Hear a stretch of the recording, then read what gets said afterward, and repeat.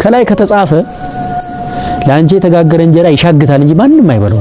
የሚገርምሽ ነገር ማለት ነው እግዚአብሔር ላንቺ እንዲያረግ ካዘዘው የታዘዘው ሰውዬ ራሱ ላንቺ እንደሚያረጋ ያቅም ሳያቅ ነው የሚያረግልሽ።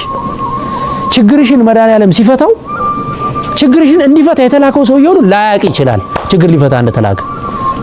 ከላይ ሲታዘዝ እንዲህ ነው። አንዳንዴ እኛ አልናውቀው ማለት እግዚአብሔር እየሰራ አይደለም ማለት አይደለም። አንቺ አልሰማሽምና እግዚአብሔር መፍትሄ አላዘጋጀልሽም ማለት አይደለም። እንኳን አንቺ መፍትሄውን እንዲሰጥሽ የተላከውም ሰውዬ የት እንደተላከ ላያቅ ይችላል። ለምን እንደተላከ ላያቅ ይችላል። ወደደም ጠላም ግን የታዘዘውን አድርጎ ይሄዳል። ያንቺ መዳን፣ ያንቺ ሰላም፣ ያንተ ተስፋ፣ ያንተ ስኬት እግዚአብሔር የቆረጠለት ቀን ሲደርስ ማንም ምንም በፊቱ አይቆም። የሚጠላ ሰውዬ አድኖ ይሄዳል ከታዘዘ።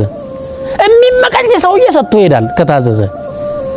እንቅፋት የሆነ ጠላት የሆነ ሰውዬ ሳይወድ በግዱ አሳክቶ ይሄዳል። የሚገርም ነገር